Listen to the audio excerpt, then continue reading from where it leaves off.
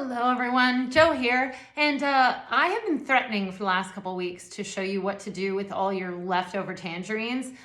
Tangerines are one of my absolute favorite fruits, especially here in Canada. We get a lot of fruit from North Africa, from Morocco, and the juice is just incredibly tart and sweet and just a real treat in the middle of the winter. So it's tangerine season, but every time I buy a case of tangerines, I find that there's always a few stragglers left over that are maybe past prime or got left out on the counter. But I don't like to waste anything. I know we're all in that mode right now. Use what you have, use it up. So I thought I would show you a great recipe for what to do with your less than perfect tangerines. So here we go. I want to talk to you first about what is considered a less than perfect tangerine that you can use versus not use. So I saved a couple, which I found in the bottom of my fridge. It escaped. This is bad. Do not use this. Throw this away. What you can use though is tangerines that may be a little bit bruised. The skin is a little bit wrinkled. And what happens is these are kind of hard to peel at a certain point. You could of course cut them and juice them and freeze that juice or use that juice in a tea or something lovely. But what I like to do is turn it into a jam that I can use for the rest of the winter or freeze and use it going into the spring because I love tangerines and I try and put them in everything. So I'm going to show you a really quick recipe. I call it a tangerine jam, but it really isn't. There are people who are amazing at making marmalades and jams.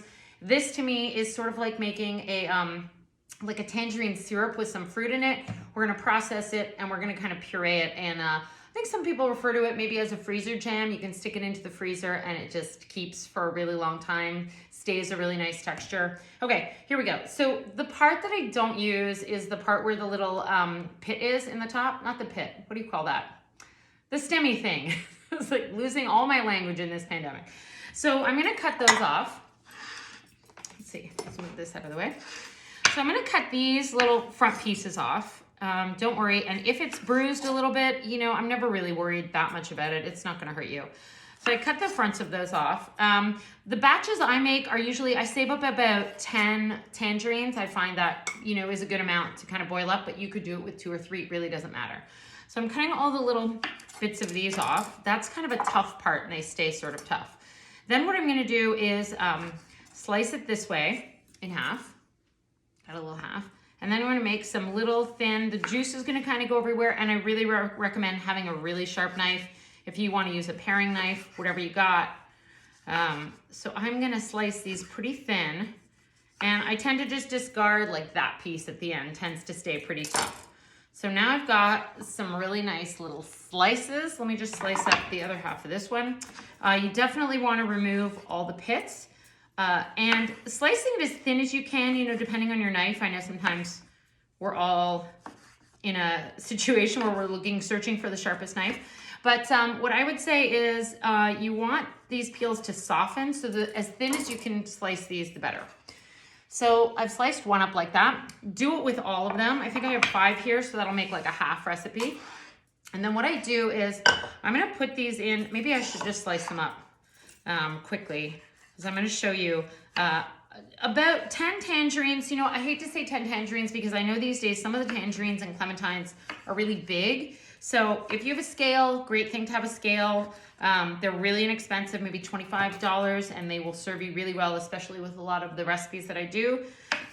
So I would say for 550 grams, which is just a little bit over a pound. So even if you're at the store or you buy a box, it might say the weight on there. I'm going to use 450 grams of sugar for that. You could go a little lighter if you want. We're also going to add some water just so that the peels soften quite a bit.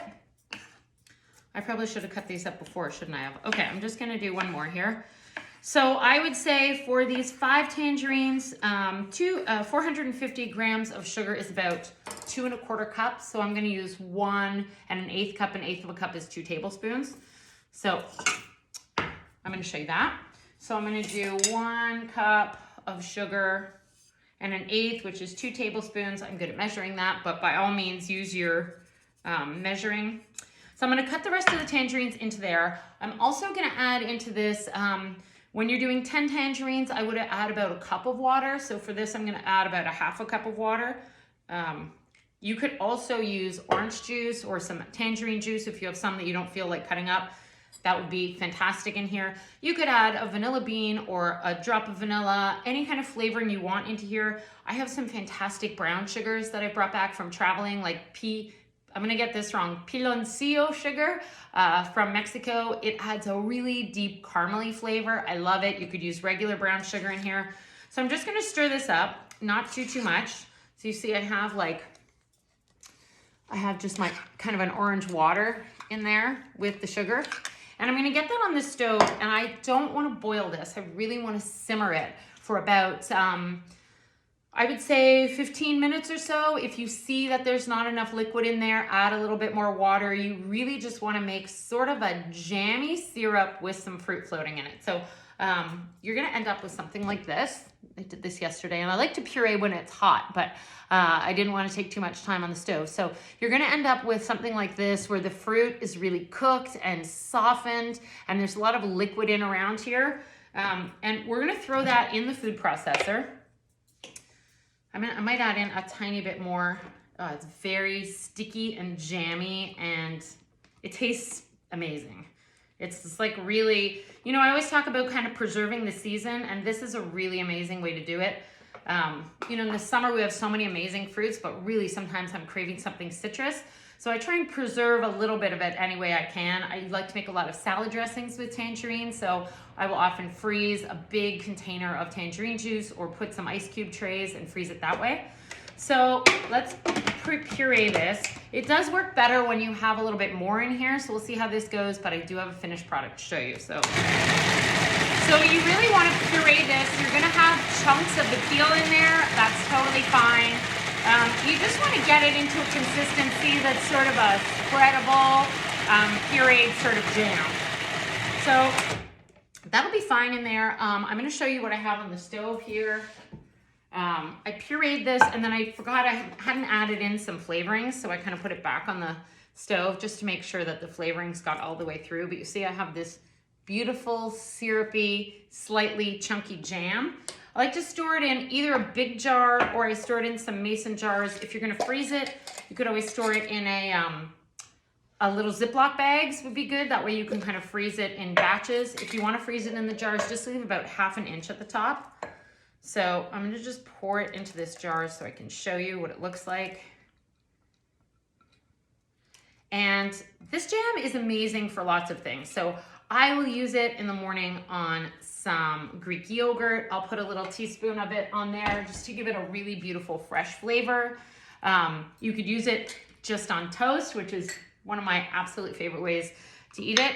It's morning time here. I haven't had breakfast, so I thought I'd just show you a little trick that I have actually, which is that I really love to put a little bit of salt in my marmalade. I think it's because I grew up sort of having salted butter with the jam, and it is sort of an amazing flavor. So I always have some really nice butter on the counter, softening.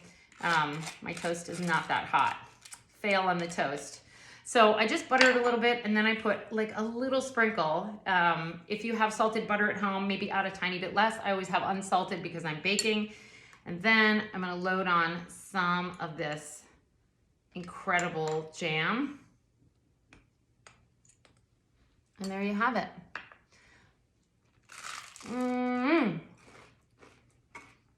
I'm telling you, the salt takes it to another level. It's so good. It's like salty, sweet, tangy, and savory.